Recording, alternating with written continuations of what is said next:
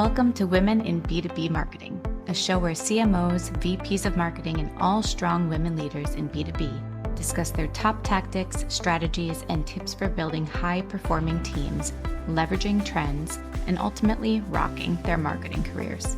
Made by and for women, insightful for all. I'm your host and 15-year B2B marketer, Jane Serra. Let's dive in. Hello. Hi, Michelle. Welcome for joining us today on Women in B2B Marketing. And just to give you a quick intro, everyone, today we have with us Michelle Kim, Director of Sales Operations at Zendesk. And also, to give a little bit of insight, Michelle is on Team GSD, censored version Get Stuff Done.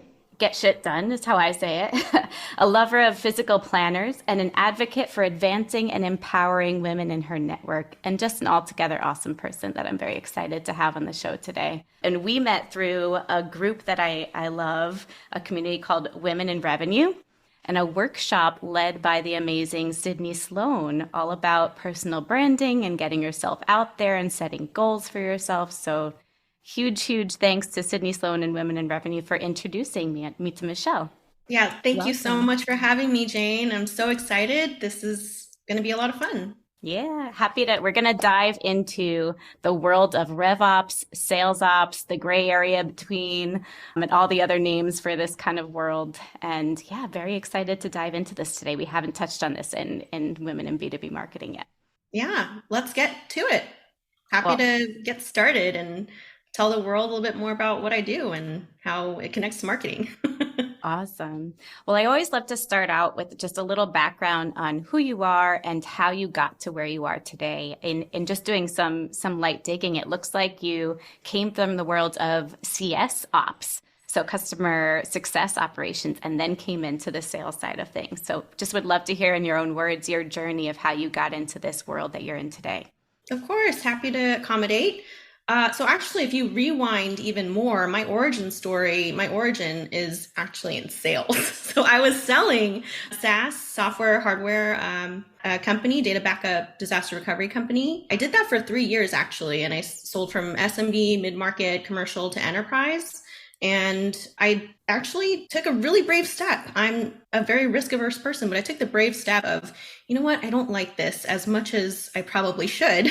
Yeah. So I lined up some opportunities outside of sales, and I got into Teach for America, which is a teaching program, and actually was unfortunately, but also fortunately, in a car accident right before it started. So I got a deferral through the program and ended up taking that time to really focus on myself. I'd never, as a type A overachiever type person, I'd never really taken the time to focus on my physical, mental, emotional health. And so taking that time, about a year and a half, to recuperate and reinvigorate myself was really critical in helping me to be where I am today. So after that experience, I got recruited back from my former director to be a customer and partner marketing manager at Seagate. So I did that. So I did sales, marketing, and then internally I moved into customer success programs at Seagate. And then I've done customer success operations for maybe 5 years. And now I've been in sales operations for 3 years. So over the course of 15 years, it's sales, a very marketing, CS. Love it. Yeah. And even when I was in marketing at Seagate, I was doing not a lot, but some marketing operations. So I have exposure to all three pillars of the core pillars of revenue operations. And what's really funny, and I will tell everyone who's figuring out what is your career path, how are you charting your path to the next step? I ended up in sales ops by a happy accident. So Zendesk had originally recruited me for a different role, a customer operations role, and I didn't get it. So you never know what's going to happen, because immediately after that, maybe a week or two after that, they said, hey, we really like you. Instead, would you be open to interviewing to support the bread and butter of Zendesk, basically the North America sales organization? So I said, this is a great opportunity. I have to pivot. And instead of really going deep into CS ops, maybe it's time to try something different. So that's how I came to be where I am today. Oh, I love that. And that's such a solid background to understand for RevOps, as I understand it, which I'm sure is only one little piece of the pie, but of sales, CS, and marketing to really just tie everything together and understand all worlds because you've been in all three. So you must be just highly respected from all the teams because they can't think, oh, Michelle is only focused on this team here. They must see that you come from all three backgrounds. I hope that I relate that. I don't know if it's taken that way, but I certainly hope so. I think we can go into this if you want, but I get a lot of requests on LinkedIn actually, which I encourage, like reach out to the people that you are interested about. And I got a lot of questions about what are the most important skills in operations, sales ops, rev ops, CS ops, what have you. And it might be debatable, but for me, more than technical chops, I really think that communication and the ability to work with people is actually very, very key because you Yes. can sit in a silo all day long and create processes and update systems. But if you're not communicating and getting that two-way feedback, it's really hard to actually make a positive impact that will drive additional revenue and efficiencies for the company. Yeah, you're almost at the tie between the teams, right? So your communications has to be key and pivotal in aligning the three groups, or maybe even more in some roles, in It's different more. teams. It's Yeah. more. Yeah, Well, because go it's a ahead. lot of operations. We just talked about CS ops, marketing ops, sales ops, but for those who are deep in rev ops, they know we also have professional service ops. We have partner operations. We have solutions consulting operations. What am I Wow. missing? Any customer facing team needs support to figure out what's the strategy and how do we operationalize and get people moving, because we want those people who do what they do best and who like to work with customers to succeed. So that's how I see the role of RevOps, regardless if you're in any of those buckets. And I think that's why I like what I do, because it helps people do what they like to do better. Yeah, I love that. How do you see the difference between sales ops and rev ops? Because I know we were talking about this before the mics turned on, but I was listening to even just one podcast recently. I'm sure this is said often, but the transition or the shift has kind of been made from sales ops to rev ops at some organizations without anything actually changing. It's just the title change to modernize the team. But in some organizations, it's starting from scratch as RevOps, revenue operations, and it's totally different. So I'm curious what your take is on sales ops versus RevOps, if they're one and the same, or how disparate they can be. There is a misconception that sales ops equals rev ops. Personally, I don't think that is the case. Sales Mm, ops is part of the wider umbrella of revenue operations. So, as you can probably think, revenue operations is really the operations, the processes, the policies, the systems that will help drive revenue for the company. And that's not just coming from sales, right? As someone who has a heavy CS ops background, you can get more revenue from your customers. In fact, a lot of companies, sometimes the majority of their bookings come from customers. So if we're not thinking about how can we support our customers and also at the same time get more revenue from them, you're missing a huge part of the picture, right? So I think yeah. sales ops is one part of the RevOps family. And the reason RevOps became more popular, I think, in the last several years is because people finally realized this, right? I was at a dinner a couple months ago with someone who has been doing CS ops for a few years. And I said, yeah, I've been doing CS ops since 2014, 15. He said, it was around back then. And so that's where you're seeing Yeah. how it was more nascent, right? These teams that kind of support the supporting non-sales teams do need that support, the strategy, the operations. But a lot of the times, historically, these are kind of like the non-core teams, right? And Yeah. so getting that support may have been very hard or difficult. And a lot of time that burden might have sat on the shoulders of the sales operations team, because unless you have a go-getter who's on the CS team or someone who's interested in the marketing ops world, maybe just on the side, right?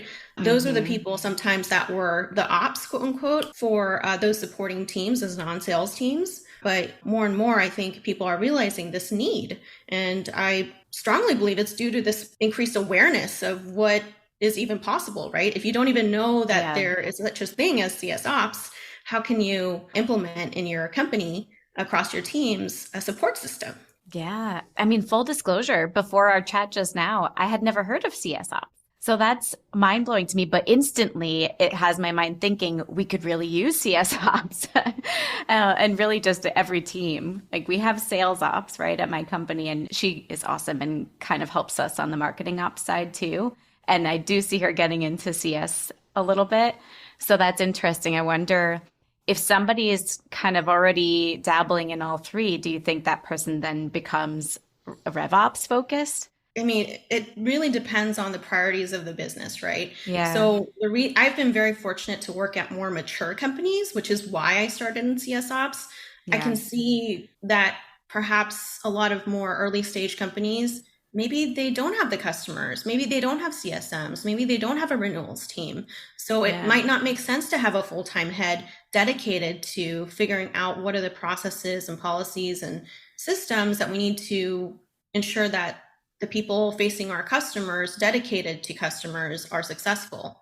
So I wouldn't say that it's necessarily RevOps that you're doing at a company if you're doing dabbling here and there. I think you have to figure out as a RevOps professional, if you want to be one, what's the Yeah. strategy? Where am I going to focus? Because at a lot of companies, it might not be needed until a later stage or a different stage of the company.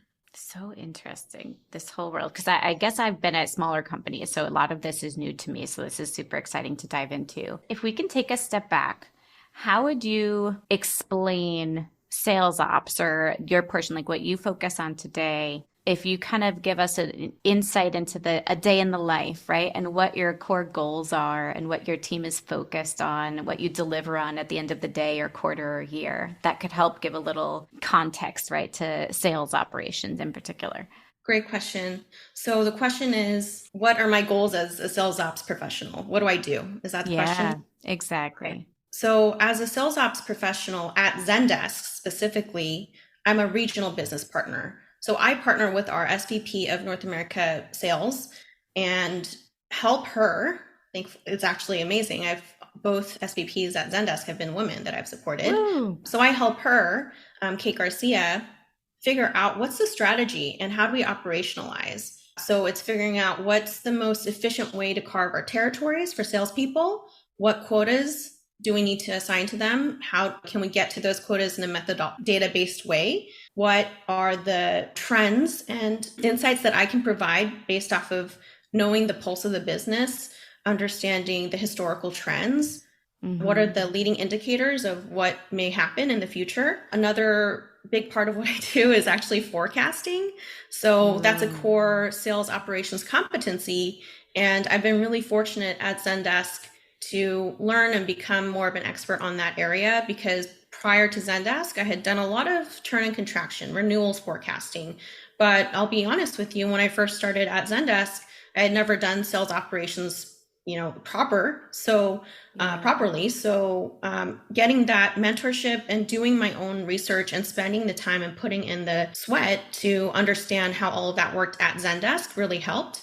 So forecasting is a huge one that's really critical to helping our leadership team know, can we be predictable in our revenue, in our bookings? So those are a few examples of what I do, but in Yeah. sales ops in general, there's other aspects to it, right? Other flavors. I like to call it other flavors of sales ops. So there are teams that might work on commissions or compensation, right? So figuring out what's the best way to incentivize and how do we ensure we properly pay our salespeople. There's also people who focus on systems and processes and automation and how do we Hmm. ensure we figure out what is the best process, what is the best way to execute that process in a system. That's an area that I really enjoy as well because it's fun to figure out how to get a new process set up, but also then how to iterate on it, how to improve it, how to automate. So what am I missing? So we talked about business partnership, we talked about compensation, we talked about systems. I'm sure I'm missing more. There's a lot that we do. Yeah. But yeah, I mean, there's a whole world of exciting things to learn in sales ops. So that's why I really like it. But a core goal, as to your question, is really to help figure out how do we keep the revenue engine running smoothly. So that's why I love operations. It's all about efficiencies, right? And figuring out, okay, this is a problem. What's the best way to solve it? And I mentioned this earlier, right? You're not going to do this alone. You can't do it Yeah. alone because you need to have the closed feedback loop. Collaboration is extremely critical in ensuring that you are not just out there on your own in the wild, wild west. And maybe it might work in more of a startup environment when you're maybe the only person and there are only a handful of other people in the organization. But as companies scale and grow, that skill set is extremely, even more critical to your Yeah. success. So I think, to recap, agree and work together on making business processes more efficient. We help to ensure that our customer facing teams are teed up to do whatever it is they do best, right? Sales, marketing, customer success, solutions consulting, you name it. And Yeah. so I think that ensuring that we think thoughtfully about our strategy, how do we go to market, is a really core part of what we do. Love this. Thank you for all of the context too. This is all just amazing to really define sales operations. And I'm sure there's some changes at each company, right? Everyone has a different org structure and how they define things. I have two questions from what you just touched on. One is on the org structure at Zendesk or even a past company you've worked with. Do you work with a CS ops team and then a marketing ops team and then all work with rev ops too? And are you each kind of a separate entity or how do your teams all collaborate together if that's actually how it is set up there? This is an age-old debate. So I won't go into Zendesk specifically, Yeah, but I'll yeah. tell you what the debate is, right? It's Yeah. centralized or decentralized. So you can imagine, actually, I'll start with decentralized. So decentralized is the more traditional way that RevOps or ops teams have been set up. So you can imagine that as a VP of CS, oh man, I really need some support, right? I need help figuring out what are the comp plans for my CSMs. Like, am I going to figure Yeah. out myself? So that is typically when a lot of the time a ops person is needed, right? That need comes from an actual person, the VP or the leader of the organization. And so a lot of the times historically, the sales ops team will be reporting directly to the sales leader. The CS ops lead will report directly to the VP of success. Yeah. The marketing ops team would roll under marketing. So that's the decentralized model, which is a lot more traditional. Yep. And the benefit of that is, wow, they're really aligned with the leader of the organization and aligned to the objectives of that team. Now, the con to that is all these operations people, I kind of liken it to we're all of the same, and I'm not going to get this right, but we're all in the same genus and maybe different species. So, Yeah. like the wolf versus the coyote type of thing. So we're all Yeah. sort of the same, we're all made of the same metal, right? Like of the core competencies, a lot of Excel, right? Analytics and systems oriented, process oriented thinking a lot of the times is what is common. And that's why I have a lot of Yeah. ops friends, because we all generally enjoy what we do and kind of approach life in a similar mindset of how to improve and constantly iterate. So what happens then is these people might not be aligned in their objectives, right? And so that's why I think the rise of revenue operations has been more prominent over the last few years. Yeah. People are realizing that there is value in making a more centralized group of ops professionals and ops teams so that that team can look across the business and understand in these areas at the top of the funnel, at the end of the funnel, hey, like I would, as a CS ops person at companies that I've been at, I almost never talked to marketing ops, right? And then there are companies where in a centralized model, you're part of the team, you're part of the family. So aligning the goals and the priorities and the projects, I think that's a real benefit. But at the same time, the con to that centralized model is that maybe you're not as close to the business leader, but I don't actually believe that. So for me, I'm a real big advocate of the centralized model because I do believe that you can have a very strong relationship with your business stakeholder and at the same Yeah. time be objective, because you're not there to do everything for them. You're there to support the business. So that's kind of my take on the decentralized versus centralized model. Love that. Thank you. That's super interesting. And at the end of the day, you're there to help the company achieve their goals at the end of the day, right? So it's providing more data and insight so that you can together collaborate to make the right decisions to get towards those goals. One other thing that you touched on that is a huge piece of your current position is forecasting. I'm curious, how has that changed in today's economy? For me, it feels like forecasting is just impossible right now. Everything changes really the past 2, 3 years. It's just been so difficult to have accurate forecasting. But curious how you've circumvented that and worked through it to get as accurate as possible forecasting for your teams and with your team. So there are many ways to define forecast accuracy. And I'm very lucky to have been mentored and learned from Dimitri Tambaropoulos, who was my former senior director at Zendesk. And we would get, I want to say, like within between 1 to 5% accuracy, depending Wow. on when you look. So, and I think the benefit too is, again, I'll go maybe a little bit away from Zendesk, but there are Yeah. I've talked to a lot of people as someone who researched forecasting, right? Like, how does it work? What should we be looking at? What should we be considering, right? And I've talked to a lot of different companies and a lot of different models, like PLG, right? Product-led growth companies, companies that are like purely outbound, companies that are big deals, companies that are small transactions, a mix. And it's really going to depend on the stage of maturity of your company and the types of deals that your sales team is going after, right? And the motions, right? Is it self-service? Yeah. Is it all outbound? So I would say that for companies that are more established, they might have had the benefit of leveraging historical data. But honestly, that from talking to other companies and knowing what I know about the industry kind of went out the window the last few years because we had in tech a huge hump and then the drop, right? So Yep. I don't have a straight answer for you. I think a lot of the times in sales operations and even, CS operations that I've been a part of forecasting, it really Yeah. depends on your company. So I think really figuring out and understand if you are listening and you want to learn more about forecasting, I encourage you to go talk to your sales ops person, right? Because they will be able to tell you more specifically about how your business actually runs, the elements that they're looking at and what they're doing. I don't really have unfortunately a straight answer for you, but hopefully that gives you a little Yeah. bit more context in how I think about the forecasting world a bit. For sure. And that's amazing. I mean, kudos to you, 1 to 5% accuracy. I mean, 1 to 5% disparate from the Well, accurate. I'll just say this. That's not always the case, but that's who I learned from. And Yeah. Dimitri was at HP for a long time, I think, in sales strategy. So I got a lot of learnings from him on the sales strategy side.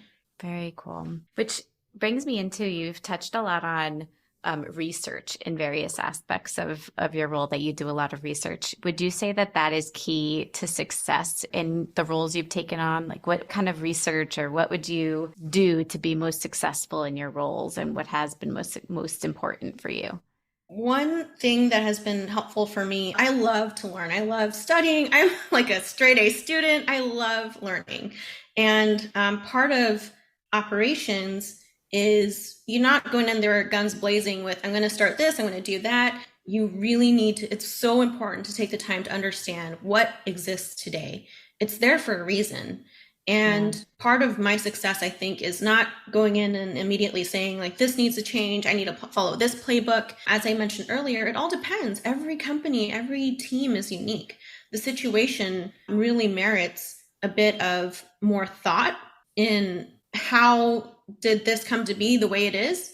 Yeah. And I think for me, the thing that I hope have gotten good at is prioritization, right? Because there are so many problems as someone who is an innate problem solver. I see problems everywhere. And Yeah. so figuring out what are the most important problems to solve, what are the most urgent problems to solve, that Eisenhower matrix, right, of urgent versus important is something I Mm-hmm. employ daily. And so researching, and I mentioned this earlier, communicating with other people in different teams, my own team, the teams that I support, helps you get the full 360 picture.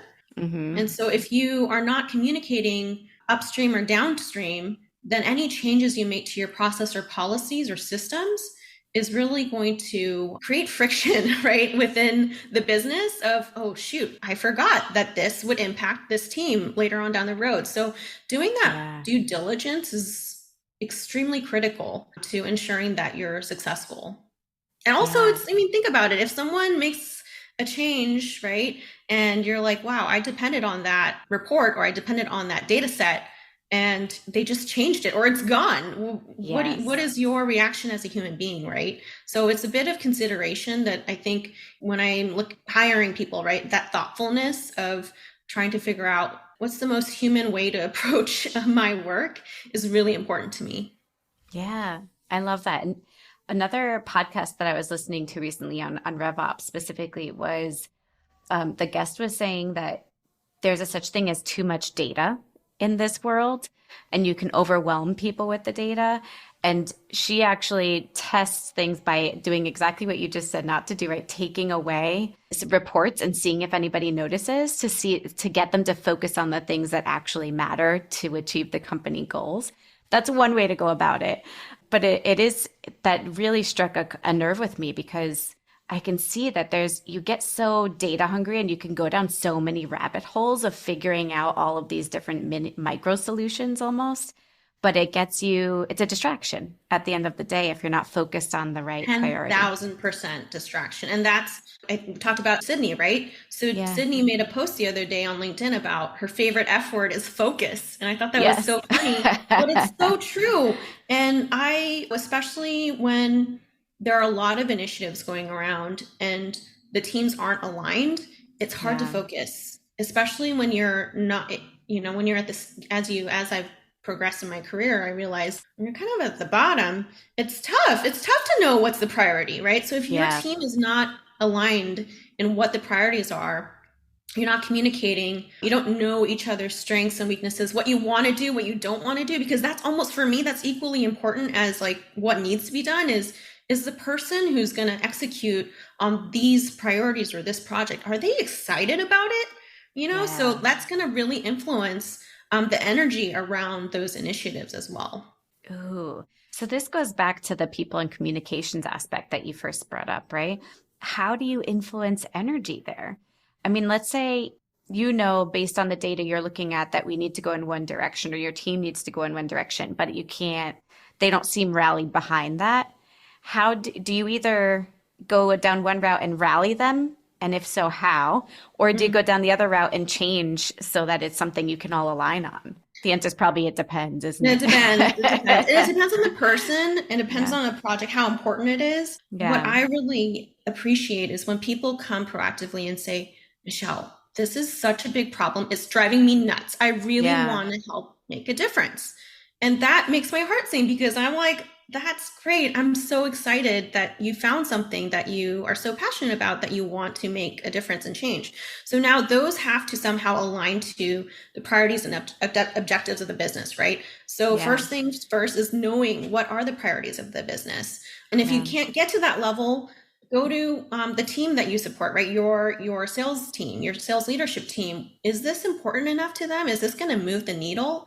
And then also judge whether within your own, like in a more centralized model, right? Within your own operations team, is this part of our priorities? And again, if you don't have that visibility at the top level, which I talk to a lot of people in more early stages of their career, and that's really common where there's maybe alignment at the VP or senior director level, but they're not Yeah. passing it down. So as a early stage or mid-career individual, I think it's important to at least figure out what's within your control, what's within your scope, and be proactive about it. So then how do I motivate people, right, who don't come to me with those problems that they want to solve? And Yeah. really it's if you don't take the initiative, and I try my best to ask qualifying questions, right? From my sales background, I ask questions and try to figure out like, what do they want? What is their pain point, right? And then I try to tease out like, hey, I've noticed XYZ really seems to bother you. What do you think about it? Or have you thought about it? And Yeah. sometimes people just don't really know or can think to express that, right?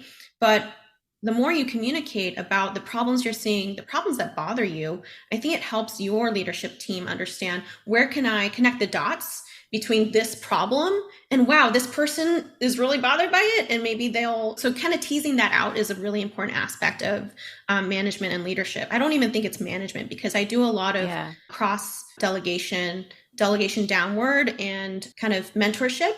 And just I sometimes I'll notice like, oh man, this person is really good at their job, and I can tell their energy is very low. And so I'll ask them, hey, like, how are you doing? And we'll meet and we'll talk, and then I'll hear, oh, this wow, this problem's really a big deal to you. And so I think that's what leadership is, where you're Yeah. not just thinking about your team, but how can the organization run more specifically? Because everyone has their unique individual strengths.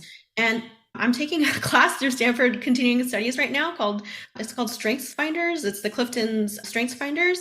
And Yeah. I really, really strongly believe that if you use your strengths, your core strengths every day, you're a happier, more productive, more content person. And Yes. so I focus a lot, unfortunately, especially in the past on what are my weaknesses? How do I improve them? And then as I grow in my career, I'm realizing, wow, I can find teammates, hire people who are better than I will ever be or ever want to be in certain areas. So I can do the things that I'm good at, that I want to do. And of course, like we're all getting paid, hopefully, to do a job. So sometimes you're going to have to do things that you don't like or you don't want to Yeah. do or you're not passionate about. But that's Yes. part of the gig, right? So how can you figure out ways if you're not happy in that project, maybe you start up something else. Yep. So I think motivating people is very hard, but one tactic you can use is to really understand their psychology of what makes them tick, what interests them, what bothers them. And like some people may not really have that will, right? And we talk a lot in management about will versus skill. So if you have the skill, you don't have the will, that's a huge problem. If you got the will but you don't have the skill, you have to figure out how to coach up that person, how to ensure that they figure out how to improve in that skill. And then if Yeah. you got the will and the skill, and from personal experience, a lot of times I do have the will and the skill. I'll just be not to toot my own horn, but even Toot, when you toot do have away. that, even when you do have that, there's peaks and valleys in life, right? There are things that you don't know that are going on in someone's life that might Yeah. make them less of themselves maybe than they Yeah. have been in the past. So really understanding and knowing your people and what makes them tick. What do they care about? What's going on in their lives? Some people might not be open to sharing that, but if you show you care as a leader, it really makes a huge difference, right? And not in an Yes. artificial way, but more in a more genuine way of what's really going on with you and not brushing off like, oh, this happened to me. It's like, I think that's a really important part of getting people motivated and influencing them to do the things that need to be done. Yeah. I love everything that you just said because I feel like I've always, and I think it's common that many people have this perception of any operations team, right, as being just data, data, data, data, data, spreadsheets, which is a big portion of it. But I love that you bring the EQ human side to it. So you're almost, I want to say operationalizing EQ, but it's the opposite. It's like you're coding everything with this human side of things so that you can improve operationally on that level as well. Because especially the past few years, that's become just critical. And there's so many ups and downs that we're all going through mentally, emotionally, just behind the scenes that we have to address, and it impacts performance. It impacts the vibe of the team and the company. So addressing that can also help hit company goals, right? There's an operations component to that too. I never thought of that. And I think that's a very unique Michelle aspect that you bring to the role. I think it is too. You're right. People think operations, they think data, they think reports, they Yeah, think all these things, but at the core, the reason I like my job is because it's helping people. That's really the bottom line. And how do we help the people? We make things better. yeah, We yeah, improve the quality of life. I know it's so cheesy, but like I'm not out here doing heart surgery, yeah, but at least I feel that my efforts that I put in my day to day are making hopefully a positive impact on the people that I work with and that I support. And I'll admit there are times when it's hard for me to muster up that energy. So I really yeah, appreciate it when people bring that energy as well because it's contagious. So yeah. yeah, I think that's a really important part of operations. I Just the love that. human element. That's the core of what Yeah, we're doing. so true. If there's somebody just starting out in operations, be it rev ops or sales ops or CS ops, or if there's a team that is small, so a SaaS startup, for instance, that does not have any operations team, how would you recommend they get started with this kind of mindset? Like, what's the step one to just improve performance and operational efficiency? Where would you direct them if you came in as a consultant, let's say? Well, anyone who's interested can reach out to me on LinkedIn, and I'm happy to give advice specific to your situation.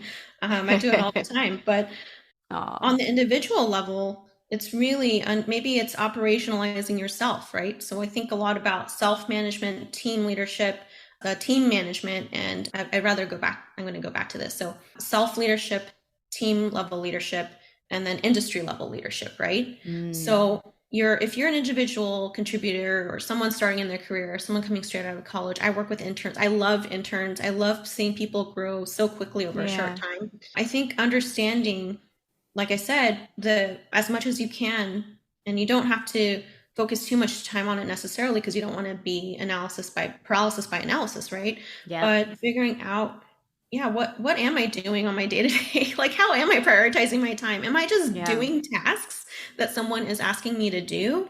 Or can I think a little bit broader about what is this particular task or project going to do to help the company? Or is it not? So sometimes, and I don't know if this jives with everyone, but for me, I prefer people tell me like, Michelle, you know what, we agreed on this project, but after looking through it, I really don't believe it's going to make an impact.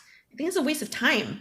And mm, depending on the priorities and how important that project or initiative is, you might have to pivot. So for me, I was not good at that before. yeah, I'm mentioned this. I'm kind of risk averse. So it takes a lot for me to make a change because I'd rather have stasis than making multiple changes all the time, especially as the companies that you work in are larger, get larger and larger, because yeah, constant change is a distraction. It's hard for people to focus when you're constantly changing things. So if you're early in your career, I would consider, how can I best manage myself as with respect to the work that I'm doing, the goals that I want to achieve, how I think I can move the needle for the business.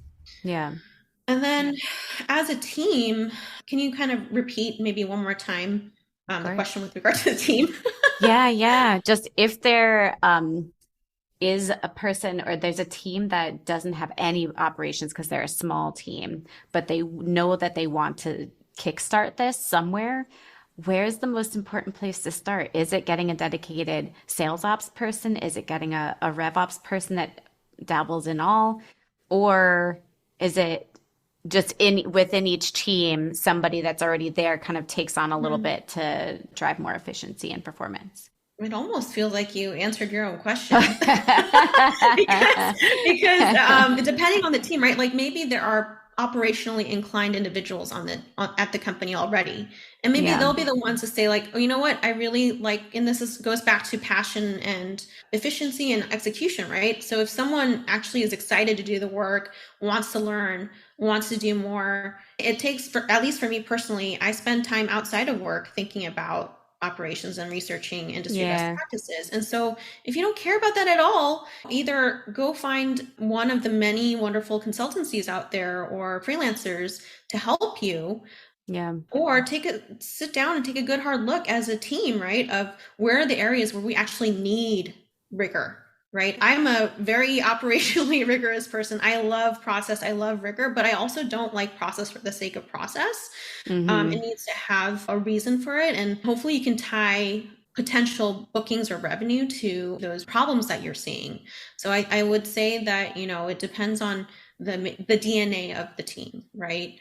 So yeah, maybe there are people in the marketing team that are interested in marketing. So I mean, it all really depends. But the more you can communicate together as an organization, the leadership especially, but also across all levels, right? The more you can find out like what are the skills and desires of the people in the company, because you don't want to, if you have good people and they're bored at their jobs, right? Like you want to yeah. help them grow and figure out ways where they can do. I learned about this last year from one of our VPs here at Zendesk.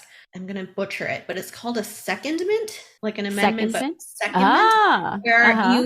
and like traditionally, I think the official definition is you take a step back from your current role and then you just immerse yourself in a different role for a certain period of time, a set period of time. Interesting. I think that's really challenging these days. And I'll tell you, operations teams are generally pretty bootstrapped and lean. So it's Yeah. kind of tough to step away fully from your job. But there's that element of what can I do that's that 1% project, right? Or 10% project to help me grow, right? That's I outside of my like that. normal day to day. Yeah, like an internal internship where you can kind Exactly. of test something else out. I like that. Exactly. So interesting. This is similar, kind of stemming off of this chat of advice for these two situations. What advice, if we could go back in time, would you give yourself starting out in your career? So 15-ish years ago, knowing everything you know now, what would you tell yourself? You can stew on this. Yeah, no, no. Be courageous and be confident because I know myself, right? I'm an overachiever. I've always figured it out. When you have competencies, figure out how you can develop confidence around those competencies. Because chances are, if you are listening to this podcast, you care about your own development and growth. This True. is really rare. So investing, I would tell myself, invest in learning and networking because I've found that now, right, meeting more and more people, I realize, okay, wow, I actually know way more than the average person. And when I talk to people in my industry, I may know more, I may know less, but also I may know different things, right? Yes. So it's really fun for me to learn more about how other people get to their career path Yeah. and where they are.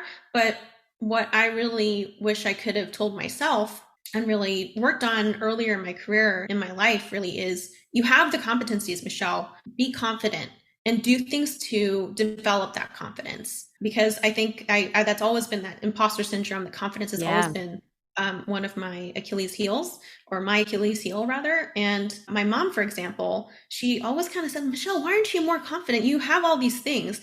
And having someone believe in me, I still didn't believe it myself, right?